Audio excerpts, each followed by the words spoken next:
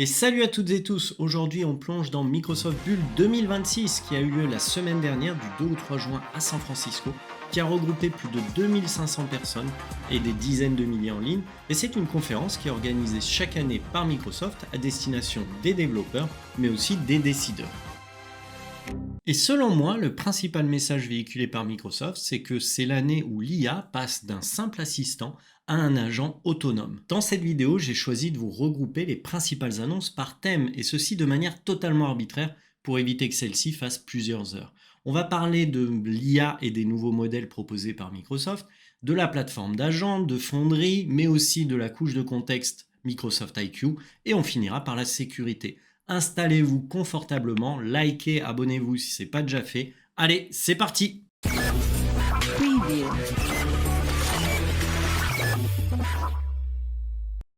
Avant de rentrer dans le détail, voici le fil rouge qui, selon moi, a guidé Microsoft Build 2026. L'IA ne changera pas votre entreprise, c'est le système qui l'a fait tourner qui le fera. Autrement dit, l'accès au modèle d'IA n'est plus un facteur différenciant, c'est plutôt la plateforme qui les gouverne qui va avoir toute son importance dans les années à venir. Et Microsoft propose justement une plateforme d'agents unifiés. On va pouvoir coder dans GitHub et une application que vous pouvez maintenant installer sur votre poste de travail. On va pouvoir déployer nos agents dans Microsoft Foundry, les gouverner au travers d'Agent 365 et enfin les exploiter, les utiliser au quotidien au travers de Microsoft 365 et aussi du système d'exploitation Windows. Le tout avec une seule identité, une seule facture, une seule politique de sécurité. Et on va commencer justement par les nouveaux modèles proposés par Microsoft et développés par l'entreprise. On commence par le plus spectaculaire, la couche modèle. Microsoft AI, l'équipe de Mustafa Suleyman, a introduit 9 nouveaux modèles entraînés de zéro sur des données sous licence commerciale sans distillation. Pourquoi c'est important? Parce que ça veut dire des modèles propres juridiquement, un vrai argument pour des domaines tels que la santé, le juridique ou encore la finance. La vedette, c'est MI Thinking, le premier modèle de raisonnement maison proposé par Microsoft, basé sur 35 milliards de paramètres actifs à faible coût. Concrètement, il y a eu une évaluation entre ce modèle et Sonnet 4.6 par des évaluateurs qui étaient à l'aveugle. Et bien ceux-ci ont préféré MI Thinking. Il y a d'autres modèles qui sont déjà disponibles dans Foundry, comme MI Image 2.5, qui lui est intégré en plus dans PowerPoint, qui va vous permettre à partir d'un prompt de générer des images ou à partir d'une image de générer une nouvelle image. MI Transcribe 1.5 fait de la transcription sur 43 langues. On a MI Voice qui va vous permettre de cloner votre voix. Et enfin MI Code qui est directement optimisé pour GitHub. Le message est pour moi très clair. Microsoft veut sa propre famille de modèles à moindre coût, indépendante d'OpenAI ou encore d'Anthropic. Pour déployer les modèles MAI de Microsoft, il suffit de taper le mot-clé MAI dans le champ de recherche du portail Microsoft Foundry ou alors de sélectionner bien entendu Microsoft comme source de ces modèles. Ensuite, si je sélectionne par exemple le modèle MAI Image 2.5, je vais pouvoir le déployer via le bouton Deploy. Et une fois qu'il est déployé, en allant dans l'onglet Build de mon fameux portail, si je sélectionne le fameux modèle MAI Image 2.5, comme vous le voyez ici, dans le Playground, je vais pouvoir commencer à l'utiliser en générant des images. Par exemple, je veux générer une image qui correspond à un renard dans une forêt. Il suffit que je tape le prompt correspondant et après quelques instants, l'image va être générée. 1 minute later. Voici le résultat qui est plutôt pas mal.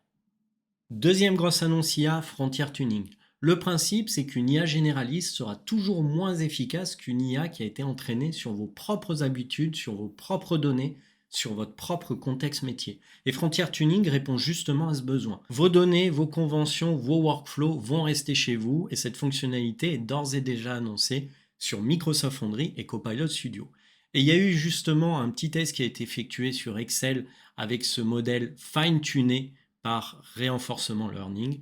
Automatiquement, on a pu voir des gains qui permettent d'arriver à un modèle de type GPT 5.4 avec un coût qui est quand même 10 fois moins cher. On passe au thème très important de la gestion des agents au quotidien et de leur déploiement en environnement d'entreprise. Concrètement, Microsoft propose la plateforme Microsoft Agent Platform ou MAP.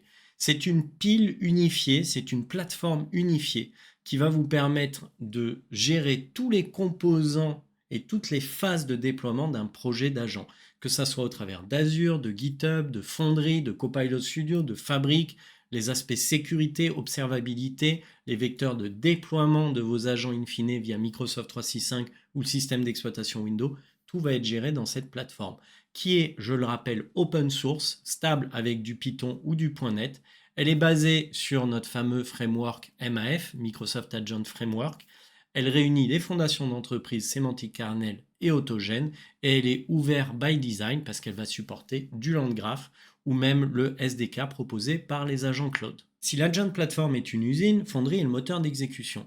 Parmi toutes les annonces, une a particulièrement retenu mon attention et c'est un peu l'annonce phare concernant Microsoft Foundry. J'ai nommé les Hosted Agents. Concrètement, vous allez avoir un runtime managé en production qui va s'exécuter dans une sandbox sécurisée qui va partager le compute, la mémoire et bien entendu le système de fichiers entre tous les utilisateurs.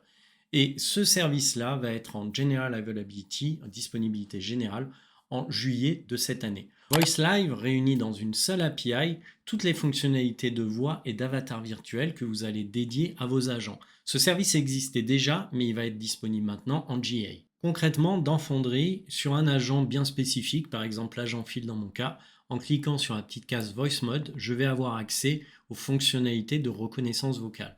Donc je vais pouvoir choisir le modèle de reconnaissance, je vais pouvoir aussi choisir la voix qui va être utilisée pour interagir avec mon utilisateur final, par exemple du Dragon HD qui est très proche de la voix humaine.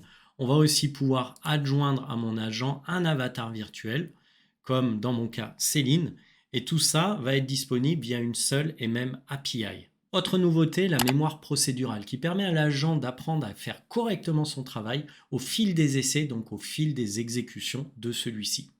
Dernière fonctionnalité importante selon moi à connaître, les toolbox. Concrètement, vous allez avoir un seul endpoint pour tous vos outils MCP avec authentification et gouvernance intégrée, ce qui va vous permettre de gérer beaucoup plus simplement tous les outils que vous mettez à disposition de vos utilisateurs. Vous avez peut-être déjà entendu parler d'IQ, qui est la couche de contexte qui est ajoutée à vos agents, à vos modèles. Concrètement, en prenant en compte l'historique de vos interactions avec les utilisateurs, votre façon de communiquer, les différents mails auxquels vous répondez et votre logique de raisonnement, tout ça va être intégré par exemple dans WorkIQ avec les outils type Microsoft 365. Mais on a aussi Foundry IQ qui est une couche de connaissances qui a été ajoutée aux agents pour améliorer la qualité de réponse versus du RAG. Microsoft propose aussi Fabric IQ, un socle sémantique partagé sur les données structurées de votre entreprise au sein de votre tenant. On a enfin Web IQ qui est un peu nouveau puisqu'il vous permet via un moteur de recherche de ne renvoyer que des passages et pas des documents entiers à votre agent. Et donc au final, tous ces fameux IQ vont être regroupés sous l'appellation Microsoft IQ, qui résume le fait que vos agents peuvent être basés sur votre propre contexte d'entreprise, sur vos propres données, sur vos propres interactions, pour améliorer le résultat global des réponses, tout en rendant les requêtes bien moins chères et en diminuant forcément les hallucinations associées. Pour connecter votre agent Foundry à un contexte IQ issu d'un agent Fabric, il suffit sur l'agent Foundry d'aller dans Tools, cliquer sur Add, Browse All Tools, et là regardez, on va retrouver le fameux WorkIQ de la suite M365, mais aussi le Fabric IQ proposé par Microsoft. Autre nouveauté incontournable, les agents autonomes. Jusqu'à présent, un agent issu de Foundry, Copilot Studio devait être déclenché, appelé via un trigger. Ce trigger, ça pouvait être par exemple l'arrivée d'un nouvel email. Concrètement maintenant, vous allez avoir des agents qui vont fonctionner en tâche de fond comme un processus système sur votre système d'exploitation Windows ou même macOS. Et ces agents vont pouvoir entreprendre des actions à votre place. Ils vont avoir leur propre identité dans l'Entra ID. Comme vous pourriez avoir un compte d'utilisateur qui vous représente. Là, ça va être votre agent qui va vous représenter. Et ce qu'il faut savoir, c'est que Microsoft a annoncé le premier agent autonome nommé Microsoft Scout.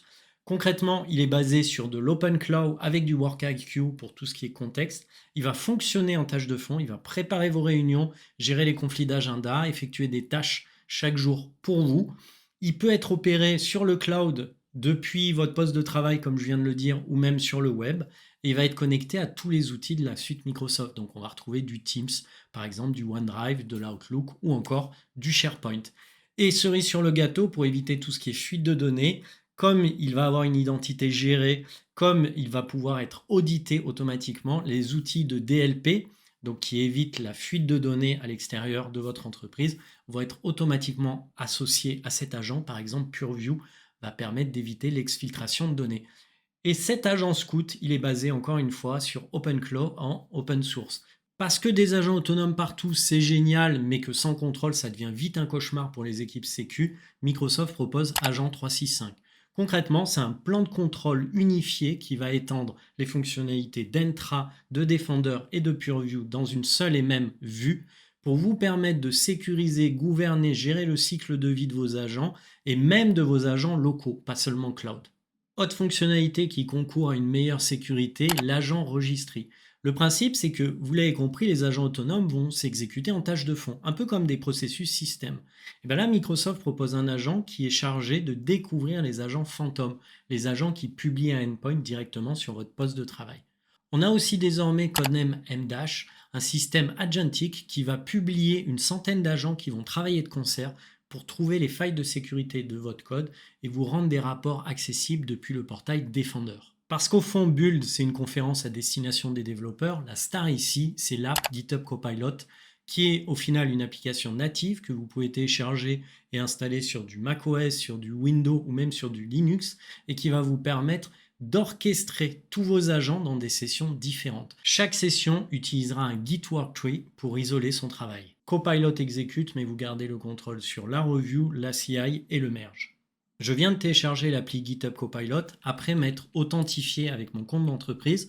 Je vais pouvoir lui demander tout simplement à mon agent qui est basé, vous le voyez cette fois, sur l'Opus 4.6, crée-moi un site web sur le port 5000 de mon poste de travail qui va être dédié à mon club de Krav Maga que je vais nommer de manière fictive Phil Krav et ajoute la possibilité de s'inscrire en ligne à ce club.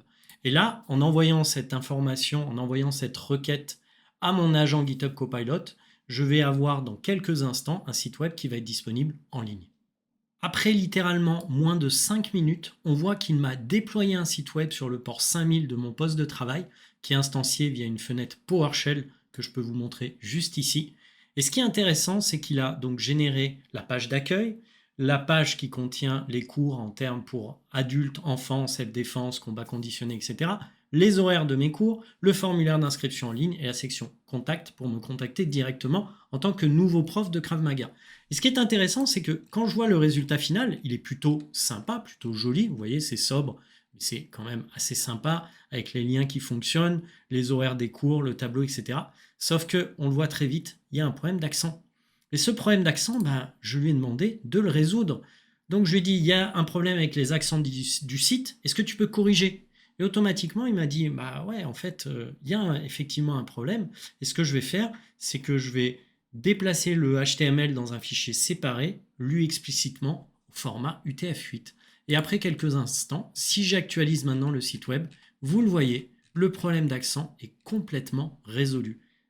Dernière nouveauté et non des moindres que je souhaitais vous partager, le fait qu'Azure Horizon DB passe en public preview, c'est-à-dire que vous allez concrètement pouvoir déployer une base de données compatible PostgreSQL directement depuis le portail Azure, avec l'accès à des modèles intégrés à la base. Concrètement, tout ce qui est indexation vectorielle ou recherche sémantique, c'est intégré à ce service.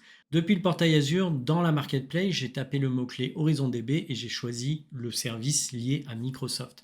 On voit qu'on peut, bien entendu, comme d'habitude, choisir le groupe de ressources cibles qui contiendra ma base Horizon, donner un nom à cette base managée, donc qui veut dire manager dit aussi que c'est un service PaaS et qui va être accessible par défaut depuis Internet, depuis un public endpoint. Ensuite, je spécifie la taille de ma base de données, la version de Postgre associée, donc je n'ai accès qu'à la version 17. La haute disponibilité associée à ma base, est-ce que cette base elle va être stockée dans une région Azure qui bénéficie de ce qu'on appelle les zones de disponibilité ou Availability Zone. Et enfin, l'authentification qui peut être liée à Entra bientôt, mais aussi à du Postgre local, donc un compte local administrateur, ce que j'ai choisi. Donc là, vous voyez, j'ai tapé le compte admin Postgre. Ensuite, j'ai tapé un mot de passe que j'ai répété. Dans la section networking, c'est là où vous allez pouvoir configurer le firewall de ma base pour qu'elle n'accepte les connexions par exemple que depuis mon adresse IP publique. Et puis dans la partie sécurité, c'est là où on va voir où sont stockées les clés de chiffrement-déchiffrement et pour l'instant, les clés sont managées par Microsoft. Une fois que je suis prêt à déployer ma base, je n'ai plus qu'à cliquer sur le bouton Review and Create et sur le bouton Create. Alors concrètement, qu'est-ce que je retiens de cette fameuse conférence Build 2026? La première, c'est que un modèle, tout le monde y a accès maintenant. Par contre, la plateforme qui va orchestrer les agents basés sur ces modèles, ça c'est plus rare. Et Microsoft propose un produit all-in-one. La seconde chose que j'ai retenue, c'est que Microsoft publie, même si ça existait déjà au travers des modèles FI, mais publie désormais ses propres modèles maison au travers de 9 modèles qui vont couvrir un peu tous les pans de l'utilisation de l'IA, que ça soit au niveau de la voix, que ça soit au niveau de la génération d'images, au niveau du raisonnement, du texte, etc. Et puis, le contexte est roi. Concrètement, avec Microsoft IQ, vous allez avoir une synergie de tous les IQ qui étaient disponibles jusqu'à présent au travers des contextes que vous utilisiez dans Microsoft 365, Fabric ou même Foundry. Donc, on va avoir une unification du contexte pour éviter les hallucinations et pour rendre l'IA beaucoup plus pertinente quant à ses réponses. Quatrième idée à retenir, la sécurité est intégrée, pas ajoutée. Concrètement, Microsoft va fournir les outils aux entreprises pour vérifier que des agents fantômes ne tournent pas en tâche de fond sur nos postes de travail, pour vérifier aussi qu'aucune exfiltration de données n'est en cours au sein de notre organisation, va fournir aussi une identité à chaque agent pour pouvoir l'auditer, le gouverner plus facilement. Et puis, la dernière idée à retenir, les agents sortent du bureau. Vous allez avoir Microsoft Scout, par exemple, qui va vous permettre d'automatiser certaines tâches en tâches de fond de votre poste de travail qui concernent votre activité quotidienne en tant que salarié. Donc les agents autonomes qui ne sont plus déclenchés par des actions spécifiques mais qui se tournent bien en tâches de fond sont la nouvelle génération, d'une certaine façon, de l'IA de demain. Si cette vidéo sur les principales annonces Build vous a plu, n'hésitez pas à liker, partager, commenter ce post, ça m'aide énormément pour faire grandir la chaîne. À bientôt tout le monde, salut!